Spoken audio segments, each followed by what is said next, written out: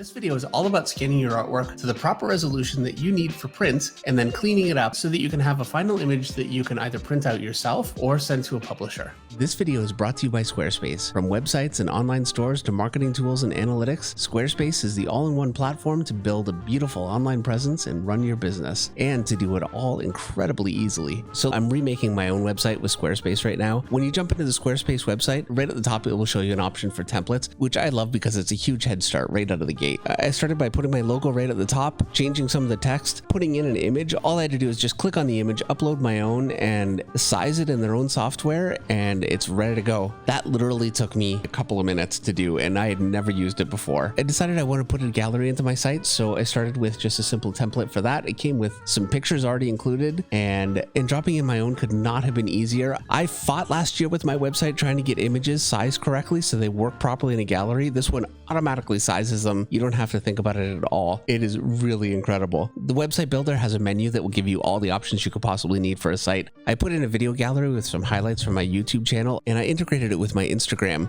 And within minutes, I have a site that has almost all of the content that I spent 2 months fighting to get last year. I cannot tell you how much I wish I would have found this a year ago. I felt like I needed to be a programmer to put my website together. It was an absolute nightmare. So I implore you to go check out squarespace.com for a free trial. And when you're ready to launch, go to squarespace.com/David Finch to save 10% off your first purchase of a website or domain using code David Finch.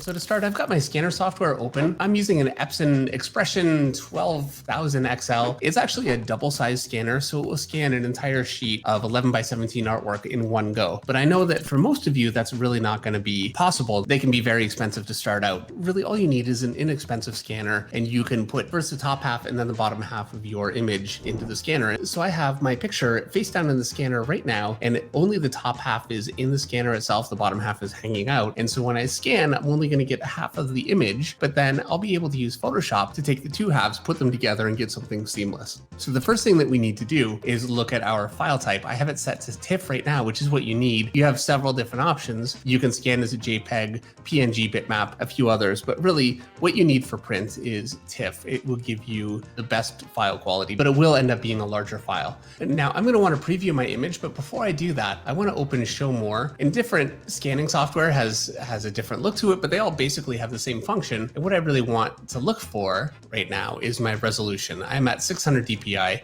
You can see you have quite a bit of range. You can go all the way up to, with this scanner, 1200 dpi, and that is far more than we're really ever going to need. We used to scan at 300 dpi, and we did that for years.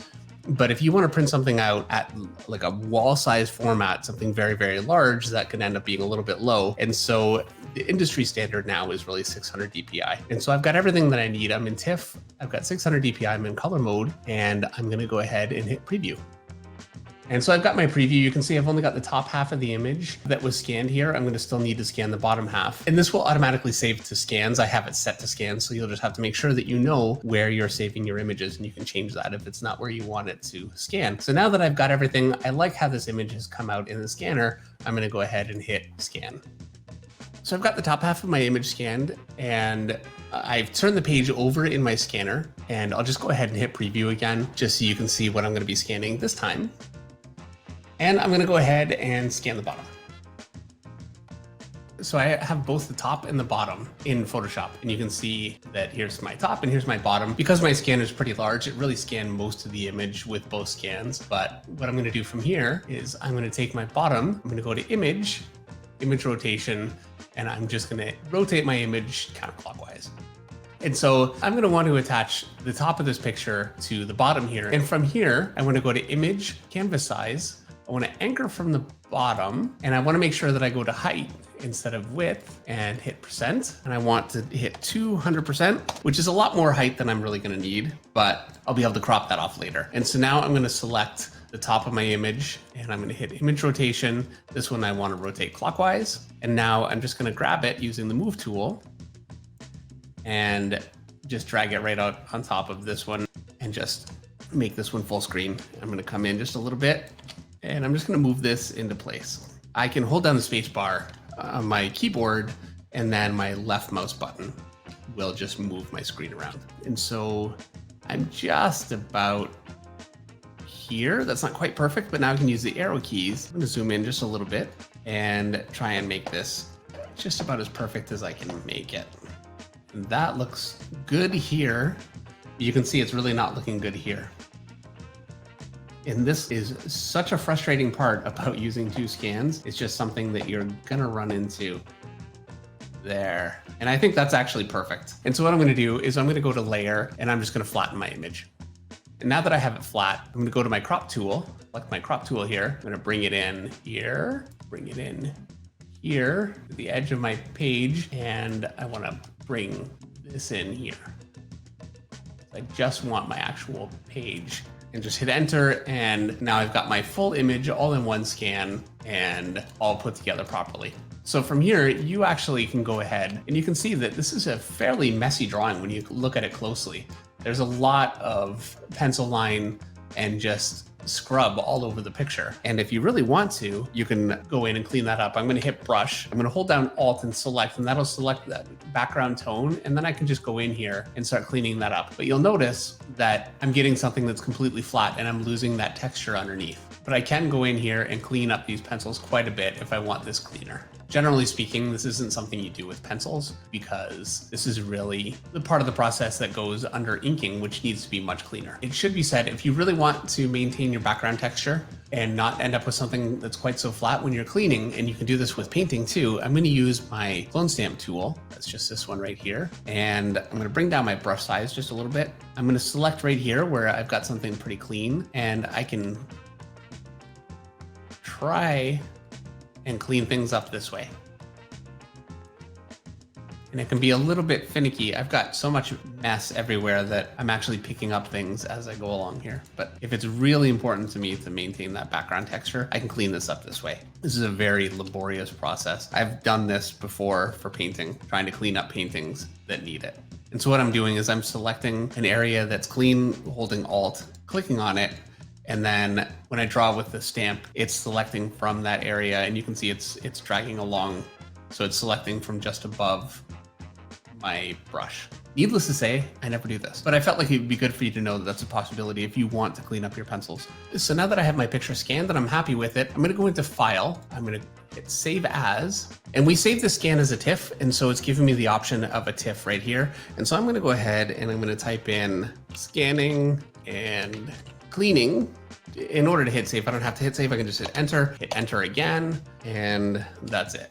But you're gonna need to be able to show this maybe on social media or to an editor in a more convenient format also. And so the best way to do that is just go to image size, and these are all connected. You can see I've got it connected here. I can break that connection or I can add it. I wanna make sure those are connected. I'm gonna just hit 30. So it's gonna be 30%, okay. And that's gonna reduce my file size quite a bit. And then I can further reduce my file size just by saving as. I'm gonna hit JPEG, and I'm gonna just go ahead and save that as a JPEG. And I wanna make sure that my quality is set to maximum. And that's really the entire process for scanning your pencils. All right, so we've scanned pencils, and I've gone ahead and done the same thing and scanned this picture that's ink. Now I scanned this all at once. I've got a large scanner and it's a lot of work to put two scans together, I have to admit. So I just went ahead and scanned this all at once on my bigger scanner. So the first thing that I'm gonna do, I'm gonna go ahead and hit crop, and I'm just going to crop down my image, and you can see that I didn't erase the pencils in this at all. So I've got quite a bit of a mess, and I'm gonna have to clean this up. But the first thing that we're gonna do, if you want this to go to print, is you're gonna wanna get rid of the blue line on your page. It's really just for your use in drawing the image. So I'm gonna go ahead and go to Image, Adjustments, and Black and White. And in Black and White, this border is a cyan. So I'm just gonna increase cyan all the way up to just below white. I don't want it to be too stark. I find it can actually be difficult to remove that artifact, and I'm just gonna hit OK. And that completely just gets rid of that blue line. And so the next thing that I wanna do is go to Image, Adjustments, I'm gonna go to Levels, and I've got two peaks. And so I'm gonna go just to the inside of both peaks. And so the inside of this peak is gonna darken my darks and make my blacks much more solid. I don't wanna go too far, just about there, just to the inside of that peak. And now this is going to lighten my lights. And I'm gonna go to the inside of that peak there. I'm gonna hit OK. And that should lead me in a place where my darks are much more solid and the white of the paper is much, much more white. but I still have some artifacts and some pencils that have shown through. Not as much as I did before because I went and killed back a lot of the lighter tone and that got rid of some of the pencils, but I still have quite a bit of mess that I need to clean. And so I'm gonna go ahead, I've got a Wacom tablet, just a little drawing tablet. And so I'm gonna select my brush. I'm gonna hit Alt to select the background that's just gonna be white. Reduce my brush size down and just start brushing out and cleaning up my image. How far you want to take this is really up to you. This is something you can really do with a mouse too. If you take more than you want, you can just hit Control Z and get your picture back. You can even clean up some of the inks, and I can actually go in here and re-ink things if I need to also. And to do that, I'm just gonna hit X. That'll flip my two color swatches, and this will give me black, and I can go and I can start to draw in some dark. And I find my line can get a little hairy, and I can just go in and kind of sculpt it a little bit, clean things up. Try not to get too carried away with this because you really can go down a rabbit hole that you'll never come back out of because it will never be perfect. So you really want to try and clean things up a little bit here and there, make it a little bit nicer, but not get carried away. My preference is to have my brush size locked, so I'm not pressure sensitive. And I just find that it's much easier for me to know exactly what the brush is going to do, and I don't end up with surprises. And obviously just erasing your pencils before you scan is a really good way to avoid a good amount of this work. Last little bit right there, get rid of.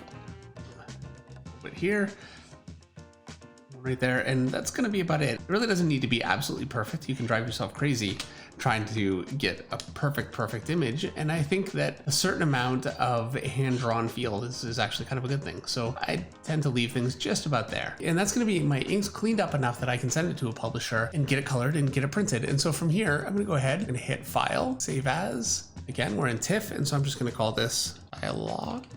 And I already have it saved actually, so I'm going to save this as example.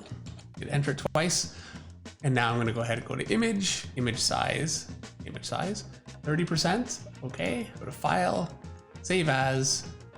We're just going to go to JPEG, save, and again, I want to make sure that I'm on maximum. That's 12, so we're good, and hit OK.